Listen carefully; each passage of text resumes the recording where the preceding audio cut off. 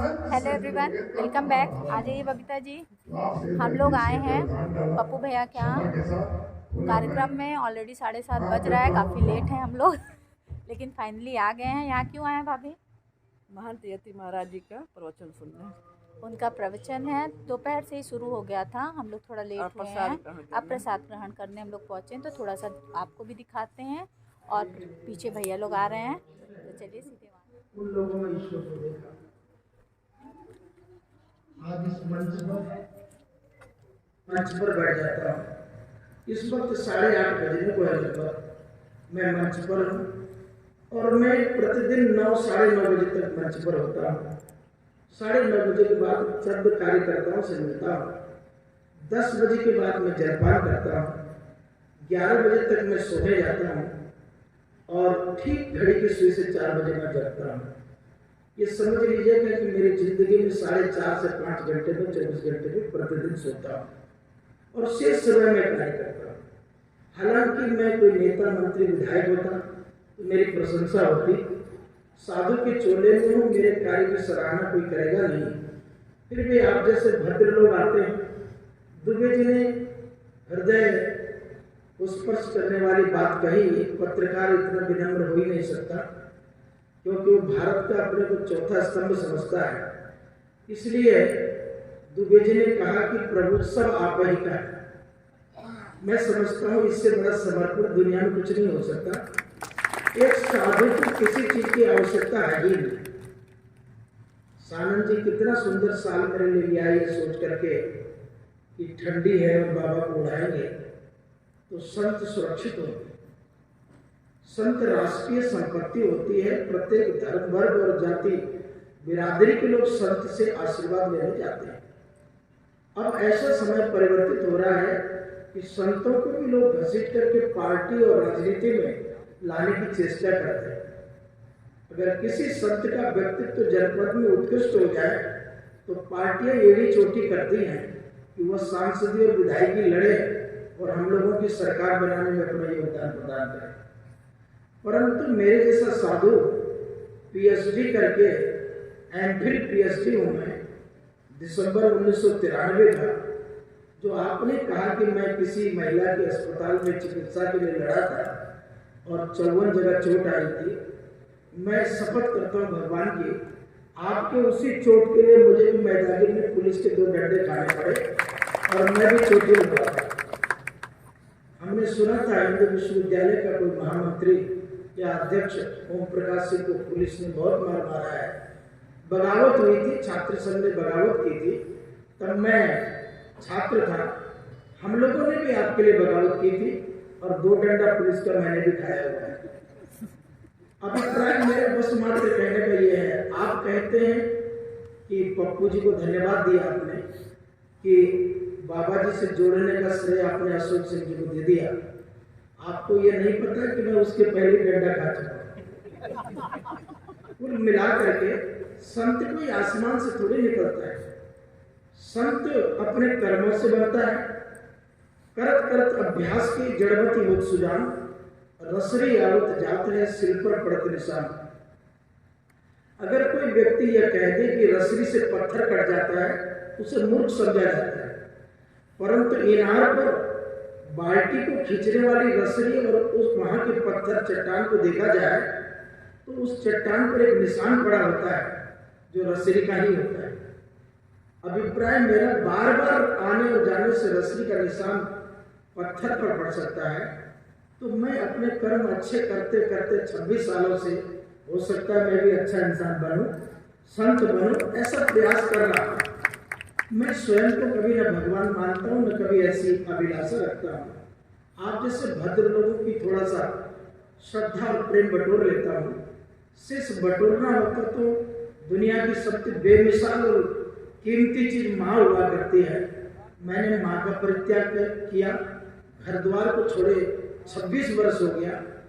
मैं उस जमीन पर जन्म लिया हूँ जहाँ लोग स्वर्ग कहा करते हैं। वहाँ से लेकर के मैं कर्म भूमि पूर्वांचल बनाया हूँ। दिसंबर 93 का डॉक्टरेट हूँ और उसके पश्चात मैं 23 फरवरी 1996 से बाबा जी का चोला पाठ करके मेरी पूरी जिंदगी गाजीपुर मेरी कर्मभूमि है। यहाँ का जन जन संभवतः मुझे अखबारों के माध्यम से जानता है। मैं प्रयास कर रहा हूँ कि धर्म ध्वजा जैसे आज राष्ट्र भारत के तमाम राजनीतिक और सामाजिक लोग तिरंगे को महत्व देते हैं, वैसे मैं भी धर्म ध्वजा को महत्व दे रहा हूँ, क्योंकि यह तो धर्मस्ततो जय, जय और विजय वही होती है जहाँ पर धर्म है। धर्म कोई नाक दबाने का नाम नहीं है, धर्म गंगा जी नहाने का नाम नहीं है, धर्म बद्रीनाथ केदारनाथ जाने का नाम नहीं है। धर्म है, संतों ने कहा है कि वृक्ष जब स्वयं के फल को नहीं खाता, नदी स्वयं के पानी को नहीं पीती, संत अपनी जिंदगी के लिए नहीं दूसरों के लिए काम करता है, तो परहित सरस धर्म नहीं भाई, पर पीड़ा सब नहीं हरमाई। मुझे गांव में भ्रमण कर रहा हूँ, ये मैं चुनाव लड़ने के लिए अपना प्रचार प्रसार नहीं बढ़ा रहा। 26 साल हो गए। अगर मुझे अपने खुद का प्रचार करना होता तो मैं यहाँ हेमा मालिनी को लेकर के इस मंच पर आया होता।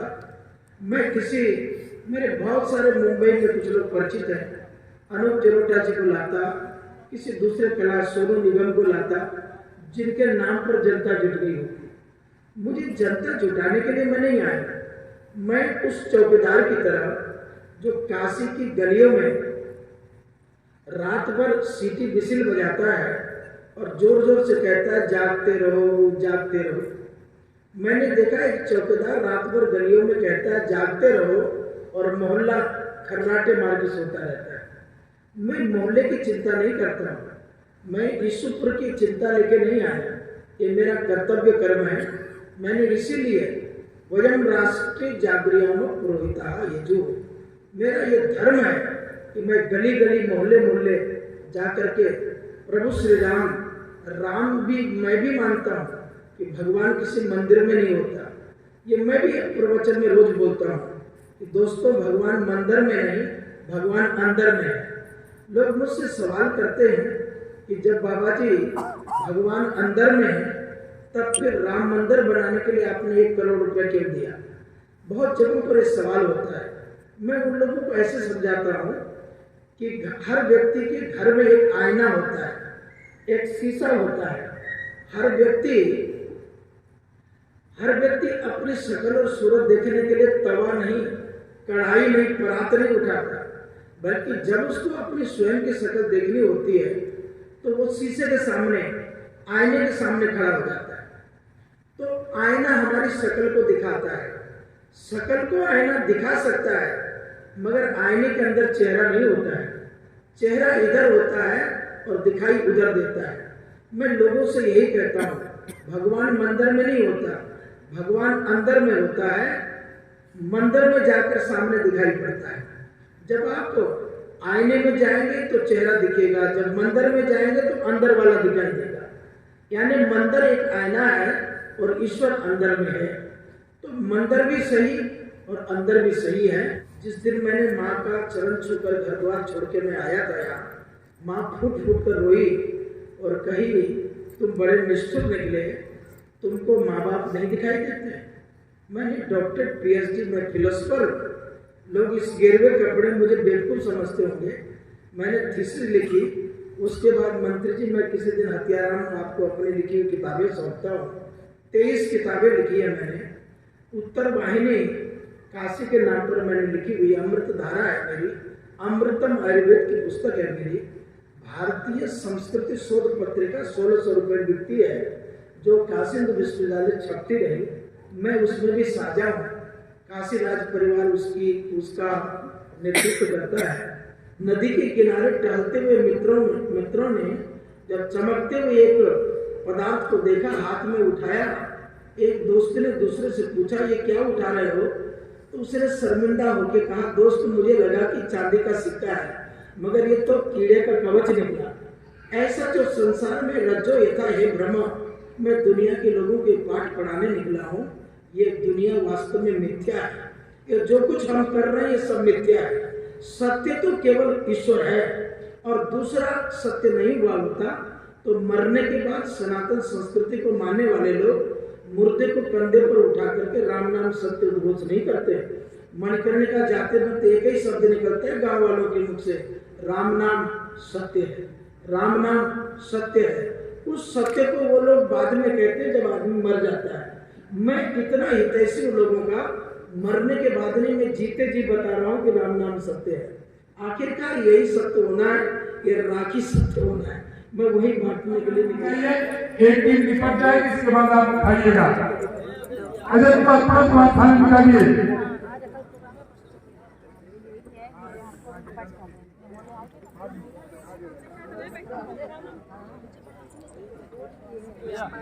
ये है मेरी ईशानी, वो जो हमको मिली है कितने, 1 महीने बाद। एक ही महीना हुआ जी? एक कितना, 2 महीना? नहीं, अक्टूबर नवंबर चल ही रहा है। 1 महीने बाद ये टूर पे साथ में थी। इसको आपको मिला भी होगा वीडियो बच्ची की। फिलहाल 1 महीने बाद ही आई है गाजीपुर, इसलिए हमसे मिली है। बाकी सारी भाभियाँ आई हैं, उनको भी हम आपको दिखा देंगे। ईशानी,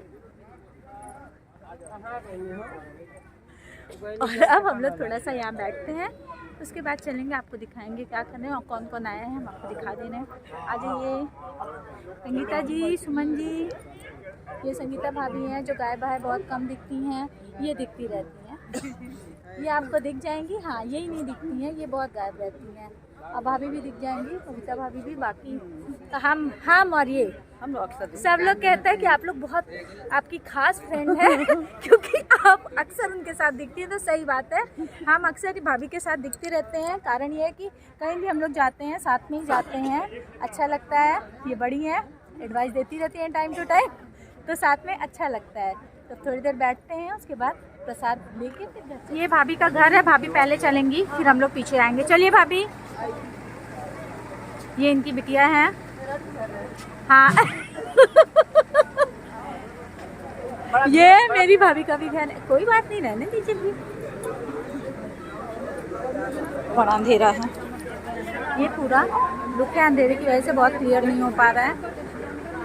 आइए हम। तो ये भाभी हैं जो कि चंद्रकला भाभी हैं, इनको गौर से देखिए। और इनका ये पूरा घर है, ये रहती लखनऊ में है, लेकिन यहाँ भी फुल मेंटेन करके रखी हैं। कोई मेंटेन नहीं है। अरे भाभी कितना बढ़िया से रखी हैं। ये सारे रूम हैं इनके।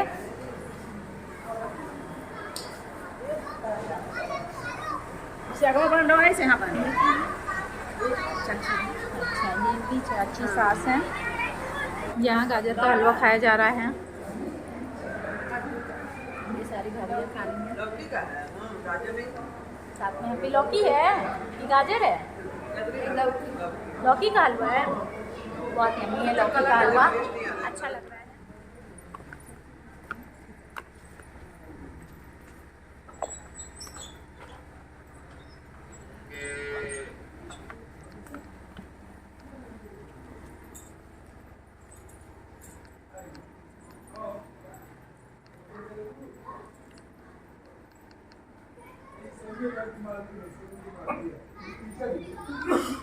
राजन सिंह गुलाब सराय, क्योंकि वाइफ कस्तूरबा में वहाँ है मोहम्मद।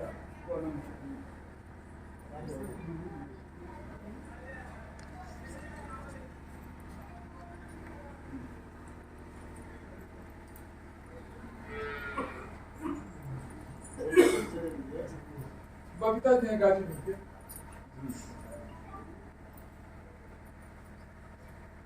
जी अंजना जी यूट्यूबर हैं।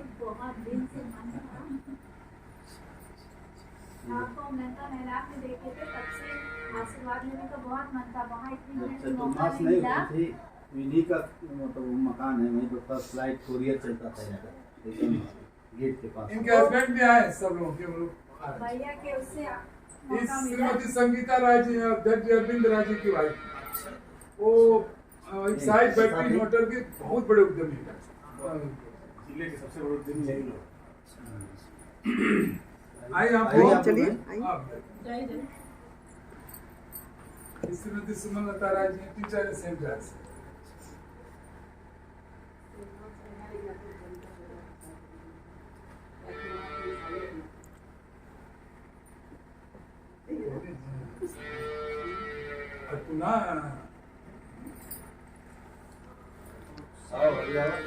जी बिना खाना फैमिली मेंबर है। फिलहाल